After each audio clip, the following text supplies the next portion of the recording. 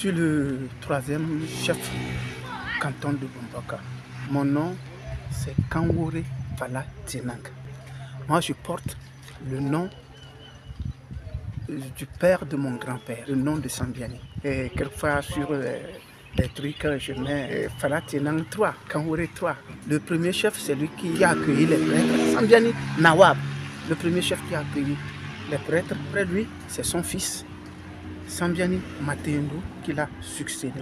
Moi, personnellement, qui suis son fils, mais qui signe Kangouré, son grand-père, qui l'a succédé aussi. Bombaka doit son sens à l'histoire d'une vieille femme du clan Nayom de Bombaka. Elle était mariée dans ce clan. Elle faisait des beignets, des galettes. N'importe qui passait, elle ne tardait pas de lui offrir à manger, même si cette personne n'avait pas du sou, quoi.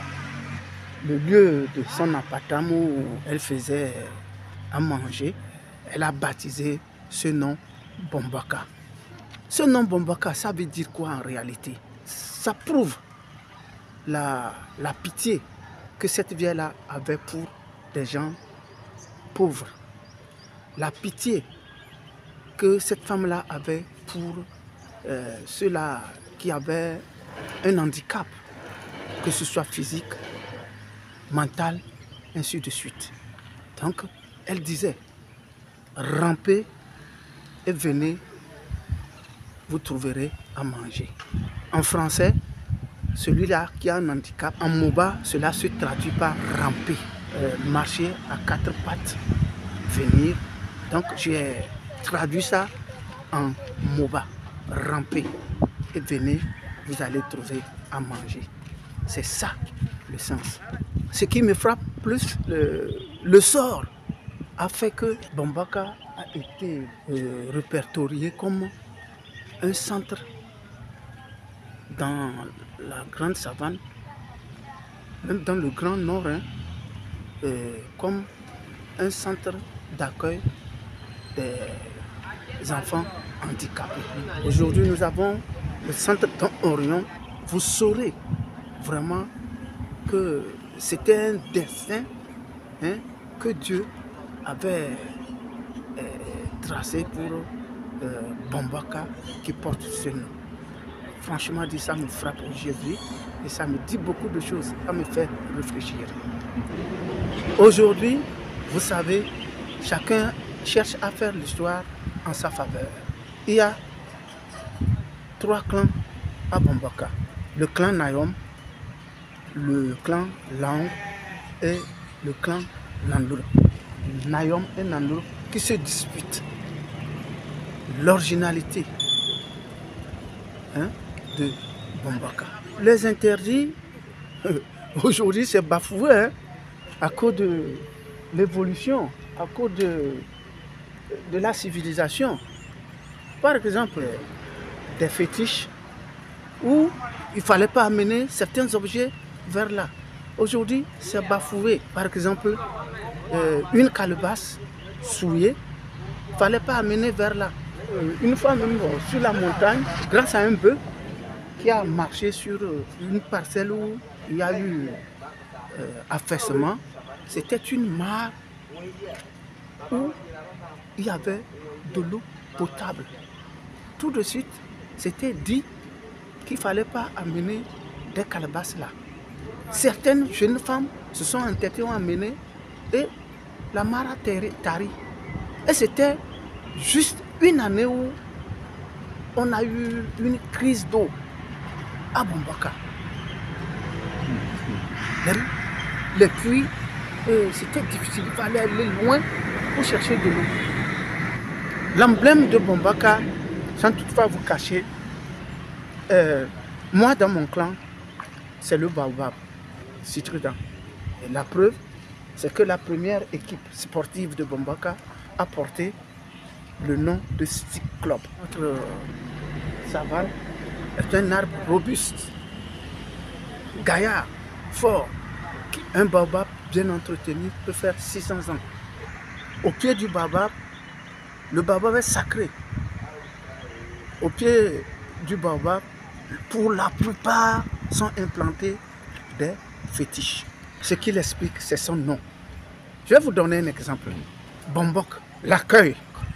Quand on dit Bambok là, celui qui dit, c'est une personne qui est accueillante.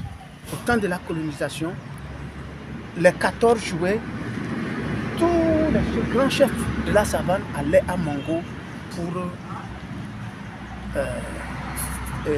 cette manifestation, l'indépendance de la France. Quand les prêtres sont arrivés, aucun chef de la savane ne voulait accueillir la mission catholique.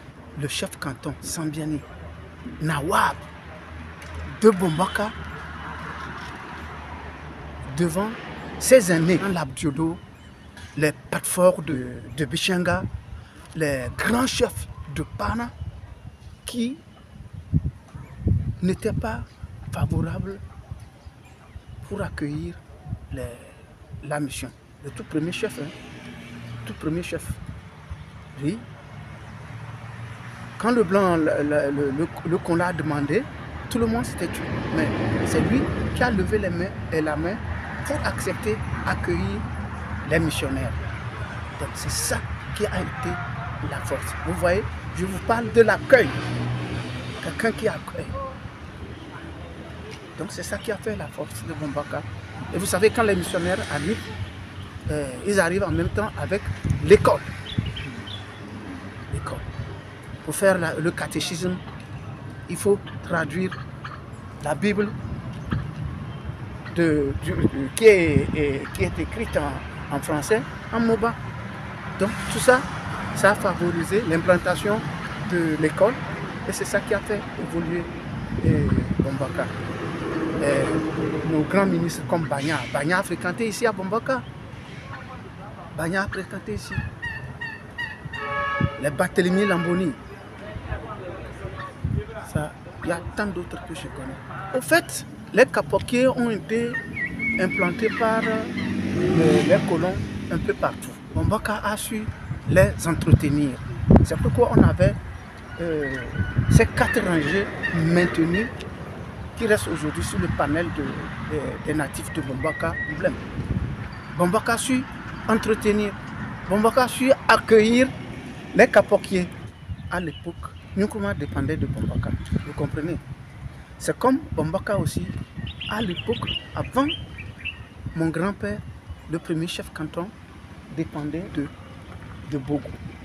La toute première dépendance, c'était Bichenga, quand on a scindé Bogo. Après Bogo, Bombaka a eu son autonomie, s'est séparé de Bogo aussi.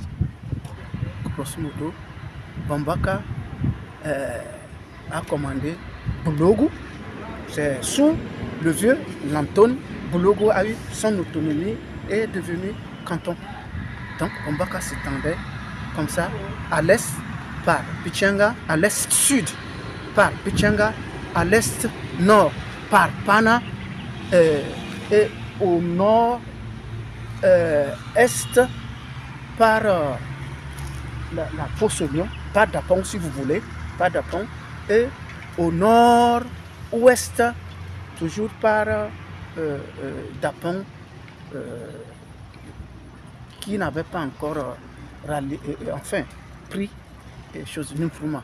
Si vous venez aujourd'hui, si vous voulez même aujourd'hui, je vais vous amener sur des sites que j'ai fait visiter par un professeur d'université qui a été un site de bataille. C'est juste à Tambango. Là, quand on va faire des fouilles, vous verrez des tombes, hein, des guerriers et puis des ossements des chevaux, voire même des épées. Des épées. Moi, je me rappelle qu'une fois, un de mes oncles faisait un chant sur ce site-là et est tombé sur une tombe où il est descendu. Et là, il a retrouvé un squelette et puis une sabre arabe.